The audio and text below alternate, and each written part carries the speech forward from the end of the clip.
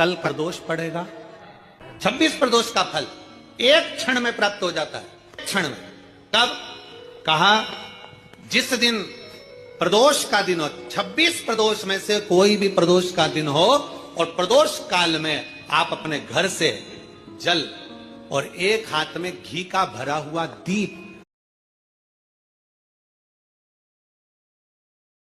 प्रदोष का दिन हो और प्रदोष काल में आप अपने घर से जल और एक हाथ में घी का भरा हुआ दीप लेकर जिस दिन शंकर के मंदिर में जाते हो, शंकर को जल चढ़ाकर हाथ का स्पर्श जलाधारी पर कर कर शिव मंदिर में दीप प्रज्वलित कर देते हो, 26 प्रदोष का पुण्य फल उसी क्षण प्राप्त होता है।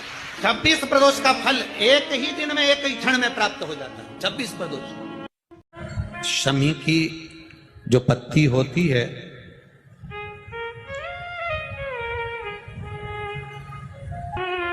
शमी की जो पत्ती होती है,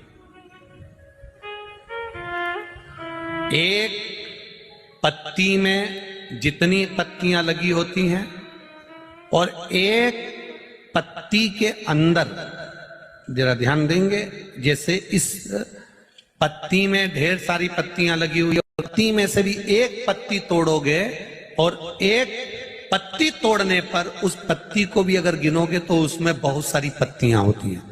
आज प्रयास करना, अगर कहीं आपको शमी की पत्ती मिले तो जैसे ये पत्ती, इस पत्ती को तोड़ा गया, इस पत्ती में से एक पत्ती निकाली गई और एक पत्ती निकालकर आप धीरे से रखना, उसमें भी बारीक बारीक बारीक बारीक बारीक बारीक बहुत सारी पत्तियां नजर आती हैं। शिव महापुराण की कथा कहती है जो सोमवार की अष्टमी हो या प्रदोष का व्रत हो या 12 महीने की शिवरात्रि हो या किसी भी दिन प्रदोष काल के अंतर्गत शंकर भगवान को एक शमी का पत्ता कोई भूलवश भी समर्पित कर देता है तो जितनी एक पत्ती में पत्तियां होती है और उस पत्ती के अंदर भी एक पत्ती को तोड़ने के बाद जितनी पत्तियां होती है उतने जन्म मृत्यु लोक में मनुष्य के नहीं होते। 84 लाख योनियों में से वो योनियां कट जाती हैं और देव योनि प्राप्त हो जाए। एक शमी पत्र की इतनी महत्वता है।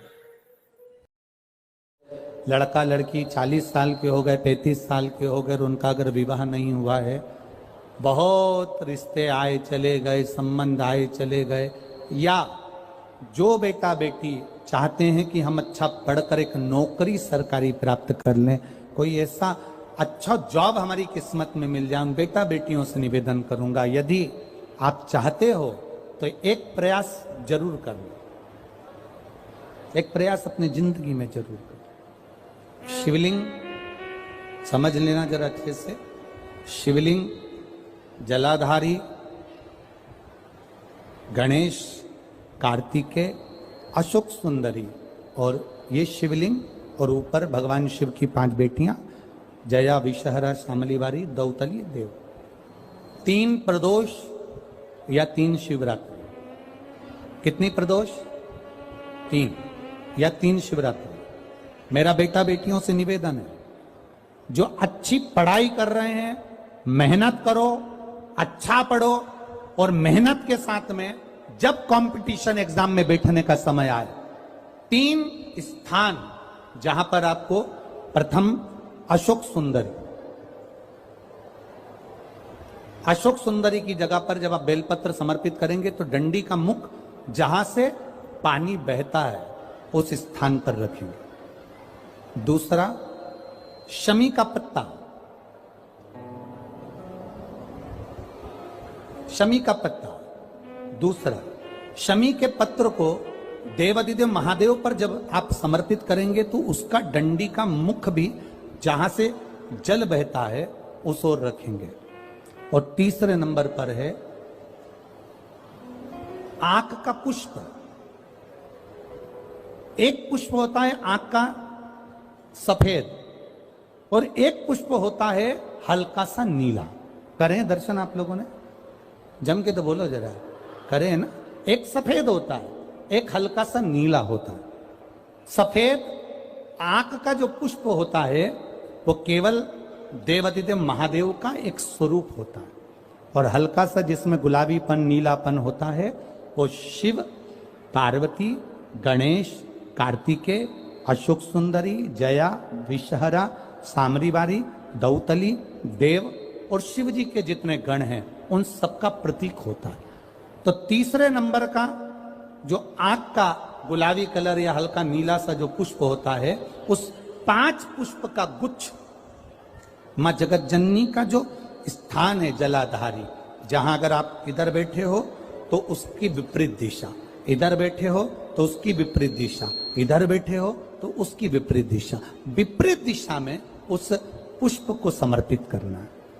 अच्छी पढ़ाई करो, अच्छी मेहनत करो, और मेहनत के साथ में जब कंपटीशन एग्जाम के लिए जा रहे हो, उस जगह पर सीए की पढ़ाई भी कर रहे हो, चाहे किसी भी पढ़ाई में लगे हो, मेहनत के साथ में बाबा देवादिदेव महादेव को 3 प्रदोष या 3 शिवरात्रि आप दिल से बाबा को समर्पित कर कर, बाबा से प्रार्थना कर कर अशोक सुंदरी पर चढ़ाई हुई बेलपत्र को वापिस लेकर आइए। जिस विद्या स्थल पर आप पढ़ाई करते हो, जिस कमरे में आप रहते हो, वहां उस बेलपत्र को 3 प्रदोष की या 3 शिवरात्रि की बेलपत्र रखी है।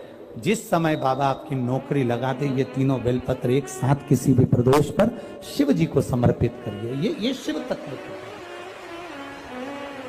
आप मेहनत करें, खूब मेहनत करें, कंपटीशन एग्जाम के लिए जितनी कोचिंग कर सकते करो, मेहनत करना उतना करो, जितना करते हो उससे 4 गुना ज्यादा करो, और उसके साथ में देवादिदेव महादेव से नंदीश्वर शिव महापुराण से एक बात सीख कर जाइएगा। अगर आपको लग रहा है कि दुख समाप्ति नहीं हो रहा है, एक बीमारी से उठे दूसरी बीमारी में लग गए, फिर कोई दुख आ गया, फिर कोई दुख आ गया, फिर कोई तकलीफ आ गई, फिर कोई तकलीफ आ गई, बार बार आपको लग रहा है कि दुख पीछा ही नहीं छोड़ रहा,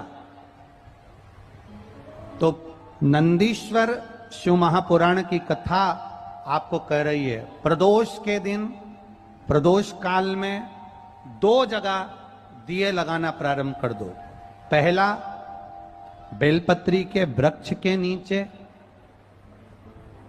पहला दिया प्रदोष काल में, प्रदोष के दिन बेलपत्री के वृक्ष के नीचे, और दूसरा दिया अपने दरवाजे की चौखट के बाहर, मतलब अपन बाहर खड़े होंगे, अंदर की ओर दिया नहीं, बाहर की ओर। एक दिया बेलपत्र के नीचे देवादिदेव महादेव से प्रार्थना कर कर, हे शिव शंकर, हे गौरी शंकर, हे शिव, आज प्रदोष का दिन, प्रदोष काल में आप भ्रमण के लिए निकलोगे नंदीश्वर के साथ में, ऐसी कृपा करना, आपके लिए मैंने द्वार सजाया है भोलेनाथ, आपकी दृष्टि मेरी चौखट पर भी कर देना, मेरी जिंदगी सवर जाए। इसलिए 2 दीप स्मरण करो। हाँ, अच्छा इशारा करा है, उसे समझ गए हो। जिस दिए को आप लगाओगे प्रदोष के दिन, प्रदोष काल में, एक दिया बेलपत्री के वृक्ष के नीचे लगाया है, और दूसरा दिया जब आप घर में प्रवेश करोगे तो राइट हैंड पर ही लगाएं। कौन से हैंड पर लगाएं? राइट हैंड पर। बहुत बहुत साधुवाद आपको दीदी, धन्यवाद, धन्यवाद दो, उन्होंने इशारा करके बताया कि दिया किस ओर लगाएं। कम से कम अपने को अंदाजा तो लग जावे ना दिया किस ओर लगना चाहिए। साधुवाद था, बहुत बहुत साधुवाद। विषम परिस्थिति में फंसे हुए हो और ऐसा लग रहा है कि हम बहुत बड़ी समस्या में उलझे हुए हैं और इससे निकल नहीं रहे, या बहुत बड़ा काम है हमारा, हो नहीं रहा, चाहे प्रशासनिक हो चाहे अन्य कोई चीज का हो, कुछ मत करना। एकांत के शिव मंदिर में जाइए। अगर एकांत का शिव मंदिर भी नहीं मिले तो एकांत में कहीं छोटा सा मिट्टी का शिवलिंग का निर्माण करिए, पार्थिव शिवलिंग का निर्माण करिए, पर करना एकांत में, घर के बाहर किसी एकांत में शिवलिंग का निर्माण कर लो। या तो एकांतेश्वर महादेव पर चले जाओ, कोई एकांत में शिव मंदिर हो वहां, या कहीं एक पार्थिव शिवलिंग का निर्माण कर लो, छोटा सा। एक बेलपत्र, बहुत ध्यान से सुनना, एकांतेश्वर महादेव का ये वृतांत। जब किसी विषम परिस्थिति में उलझे हुए हो, बहुत बड़ी समस्या सामने आकर खड़ी हो गई है, सबके हाथ जोड़ लिए, सबसे निवेदन कर लिया कि हमारा ये काम कर दो, नहीं हो रहा, सब दूर से मेहनत कर ली है, परिश्रम कर लिया है, परिश्रम तब भी जारी रखना। एक बेलपत्र, एक चावल का दाना, एक सफेद पुष्प, एक शमी का पत्ता, एक छोटी सी दुर्वा। दुर्वा जानते हो सब लोग, जो जमीन पे दूब लगी रहती है, दुर्वा, दुर्वा, एक दुर्वा। वो दुर्वा में बस, दुर्वा में वो जो दुर्वा होती है, कोई कोई दुर्वा एक डंडी की होती है। दुर्वा में बस इतना ध्यान रखना कि दुर्वा एक रहे और उसमें से 2 पत्तियां निकली हुई है। देखिए ना आप लोगों ने, पहले बोलो, जम के बोलो, देखा है ना? दुर्वा एक हो और 2 पत्ती की हो, एक ही कहलाएगी। 2 पत्ती निकली हुई दुर्वा, एक श्वेत पुष्प, शमी का पत्ता, बेलपत्र, चावल का एक दाना। एकांत में कोई शिव मंदिर हो, अगर मंदिर ना हो तो एक छोटा सा पार्थिव शिवलिंग का निर्माण किसी पेड़ के नीचे एकांत में जाकर पूजन कर कर, आराधना कर कर, घी का दीप लगाकर, एक एक सामग्री शिव जी पर अपने मन की कामना कर कर समर्पित करना प्रारंभ कर दीजिए। शुरुआत दुर्वा से करना।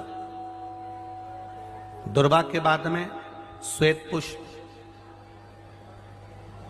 शमी का पत्ता, चावल का दाना और बेलपत्री सबसे आखिरी में बाबा को समर्पित कर कर, हृदय से प्रार्थना कर कर, बाबा से निवेदन कर कर, दीप अगर मंदिर में कर रहे हो तो दीप ठंडा होने का इंतजार मत करना। अगर पेड़ के नीचे एकांत में शिवलिंग का निर्माण कर कर पूजन कर रहे हो तो दीप ठंडे होने का इंतजार करना। दीप ठंडा हो जाए तब भगवान शिव को ले जाकर विसर्जन करना। जो एक बेलपत्री है बस उसको घर लेकर आना, बाकी का सब विसर्जन कर कर आना। मेरा एकांतेश्वर महादेव उस कार्य में सफलता प्रदान कर देगा। एकांतेश्वर महादेव की आराधना। तुम रुका जी कह रहे माता पार्वती से, पार्वती आप शिव जी की आराधना करो, मना नहीं, पर शंकर की आराधना में कीर्ति को, वैभव को पीछे छोड़। एकांत में बैठा हुआ महादेव, एकांतेश्वर महादेव की मूलता यह कहती है, महत्वता यह कहती है कि आप अपने अहंकार से दूर हो जाओ। अहम से दूर होकर मेरे करीब में आओगे तो तुम्हें खाली नहीं रखूंगा, झोली भर कर ही भेजूंगा। वो एकांतेश्वर। प्रदोष का दिन, प्रदोष काल, शाम का समय, भगवान देव अधिदेव महादेव मां जगतजननी पार्वती जी के साथ में भ्रमण करने। देखिए, अगर प्रदोष का व्रत नहीं कर सकते, प्रदोष के दिन आप व्रत नहीं कर सकते, मान लो आपसे भूखा नहीं रहा जाए, प्रदोष का व्रत नहीं कर सकते, प्रदोष के दिन आप भूखे नहीं रह सकते, मंदिर भी नहीं जा सकते, दिया भी नहीं लगा सकते, तो शिव महापुराण की कथा कहती है कि प्रदोष के दिन, प्रदोष काल में अपने ही दरवाजे के पास में देवाधिदेव महादेव का स्मरण कर कर लक्ष्मी की वृद्धि के लिए, कार्य सिद्धि के लिए, संपदा को प्राप्त करने के लिए आप अपने ही दरवाजे के पास में एक दीप लगा सकते हो। कौन से दिन? प्रदोष के। एक बात और अच्छे से समझ लीजिए, जो बच्चे चिड़चिड़े होते हैं, चाहे घर में बेटे हों, बहुएं हों, सास हो, ससुर हो, परिवार में छोटे छोटे बच्चे हों, चिड़चिड़ प्रवृत्ति करते हों या चिड़चिड़ा स्वभाव हो, जरा जरा सी बात में क्रोध आ जाता हो, बोलने का भान नहीं रह पाता हो, शब्दों के बाण चलते हों, तो महाराज प्रदोष के दिन, प्रदोष काल में बेलपत्री के पेड़ के नीचे एक जो पत्ता आपके पास में हो, पान का मिल जाए तो पान का, पीपल का मिल जाए तो पीपल का, बेलपत्र का मिल जाए तो बेलपत्र का, उस पत्ते पर मात्र थोड़ा सा शहद और 7 दाने चावल के रखकर घी का दिया लगा दो महाराज, और थोड़ा सा जल हाथ की अंजलि में लेकर भगवान देवाधिदेव महादेव का स्मरण कर कर कि इस बेलपत्री के वृक्ष के नीचे माता लक्ष्मी, पार्वती, सरस्वती विराजमान है। इसी बेलपत्री के पेड़ के नीचे मेरे देवाधिदेव महादेव का 12 ज्योतिर्लिंग का स्वरूप प्रकट है। उनका स्मरण कर कर जल चढ़ा दीजिए और उसका स्मरण कर लो जो चिड़चिड़ प्रवृत्ति करता हो, क्रोध करता हो, जिसको बोलने का भान नहीं होता हो, सम्मान नहीं देता हो, अपशब्द कहते हो, उनका स्मरण कर कर आप छोड़ेंगे। एकदम एक प्रदोष करेंगे, दूसरे प्रदोष तक तो आपको कोई दिक्कत ही नहीं। 2-3 प्रदोष कर कर देखिए, बाबा कृपा करें। बच्चों को पढ़ने का कह रहे हो, पढ़ने बैठो, पढ़ने बैठो, पढ़ने बैठो, पढ़ने बैठो, तो एक आध प्रयास बच्चों के लिए भी कर लिया करो कि भाई ठीक है, बच्चे लोग विद्या में प्रबल होंगे।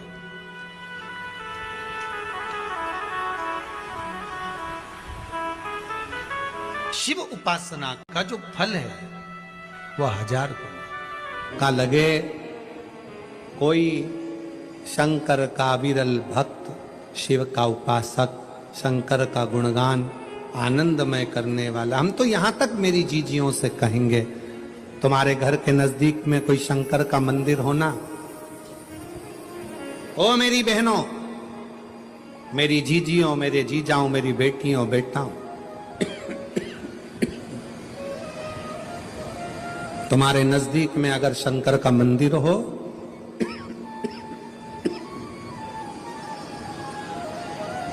तो उस शिव मंदिर में सोमवार के दिन, प्रदोष के दिन यदि कुछ लोग एकत्रित होते हों, भजन करते हों, कीर्तन करते हों, कुछ नहीं तो अपने घर से एक बाल्टी में पानी भरकर उनको पिला कर आ जाया करो। पानी नहीं हो तो थोड़ी खड़ी शक्कर ले जाया करो, थोड़ा गुड़ ले गए, उनका मुख झूठा करा दिया करो। क्यों? क्योंकि शिव भक्त के शरीर की हड्डी का स्पर्श भी राक्षस को हो गया, वो तर गया। अगर कोई शंकर का भक्त है और उसका मुख हमने झूठा करा दिया तो हमारे घर के भंडारे कभी खाली नहीं होते, भरे भरे। करना क्या है? जब व्यक्ति को ऐसे गलत विचार आने लगे हैं पूजन के समय पर, अच्छी जगह पर, ये गलत गलत विचार, आप गलत कर नहीं रहे हो, आप मांसाहार नहीं कर रहे हो, आप किसी स्त्री को गलत नहीं देख रहे हो, आप किसी पुरुष को गलत नहीं देख रहे हो, आप किसी मदिरा की दुकान पर नहीं गए हो, पर आपकी विचार धारणा में अगर ये चीजें पूजन करते समय, भजन करते समय, अर्चना करते समय, मंदिर जाते समय, मंदिर में बैठते समय, मंदिर में उपवास करते समय तुम्हारी बुद्धि में अगर ये चीजें आ रही हैं, मन में अगर ये चीजें पाठ करते करते भी अगर आ रही हैं, तो समझ लेना कि आपके ऊपर कहीं ना कहीं किसी ना किसी रूप में कोई अन्न किसी के घर का ऐसा खा लिया है जिसके कारण तुम्हारी बुद्धि थोड़ी सी भ्रष्ट हुई है। उसको सुधारें कैसे, उसको संवारें कैसे? अब किसी ने यही प्रसंग को सुनकर कहा, गुरुजी अगर किसी के घर का अन्न खाया है तो अन्न खाने के बाद तो वो पच गया, पचने के बाद वो गंदगी में निकल भी गया, अब तो वो विचार आना बंद हो जाना चाहिए। अब तो 1 साल हो गया, 2 साल हो गया, 1.5 साल हो गया, 6 महीना हो गया, तो भी वही विचार आ रहा है। तो हमारा निवेदन है, भोजन करने के बाद भोजन पच जाता है, भोजन करने के बाद भोजन समाप्त भी हो जाता है, पर उस भोजन से जो रक्त की 4 बूंदें बनती हैं वो इस शरीर में दिन रात तुम्हारे मरते दम तक दौड़ती रहती है, शरीर में वो रक्त की बूंद चलती रहती है। इसलिए विचार 1 साल, 2 साल, 4 साल, 6 साल, 15 साल ऐसे चलते रहते हैं। उस विचारों को, गलत सोच को, गलत विचारों को, गलत दृष्टि को समाप्त कैसे करें?